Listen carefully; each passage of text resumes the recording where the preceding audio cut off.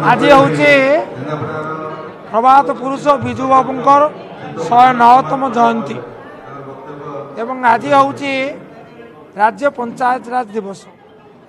तेणु आज केन्द्रापड़ा ब्लॉक एवं नगर विजु जनता दल तरफ ये उत्सव पालन करा जाउची। समारोह आयोजित होईची, माल्यार्पण करा जाईची प्रतिमूर्ति रे एवं एठी मध्ये श्रद्धांजलि सभा करा जाईची।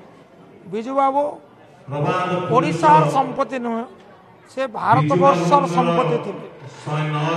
से जननायक राष्ट्रनायक जे इंडोनेशियार सर्वोच्च सम्मान भूमिपुत्र उपाधि भूषित होते, जे गरीब लोकों व्यथा बुझी दैनिक मजूरी 11 ରୁ 25 को एकात्र वृद्धि कर, जे पंचायत राज व्यवस्था महिला अर्धेक आसन 50% संरक्षण व्यवस्था कर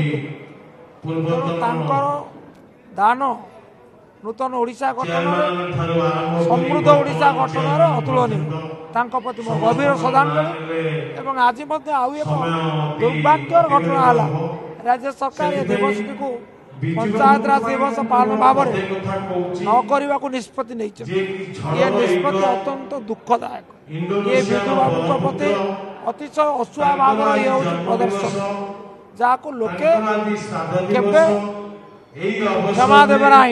विजु जनता दल नापसंद करुच्ची एवं आशा करी जे सरकार सद्बुद्धि फेर से भूल निष्पत्ति को संशोधन करने एवं प्रति वर्ष मार्च राज्य पंचायत राज दिवस भाव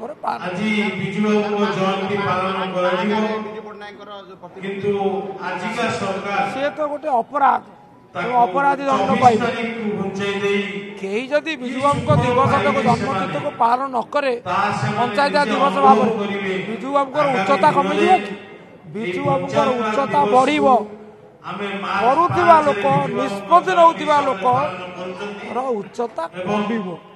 क्या ओडिशावासी विजु अनुरक्त विजु बाबू प्रति प्रत्यक्ष परोक्ष सम्मान से व्यक्तिगत भाव में असम्मानित हो विचार करी असम्मान करुवा करने पे चिंता करुवा सरकार हो व्यक्ति विशेष को से केवे सहजरे छाड़े ना।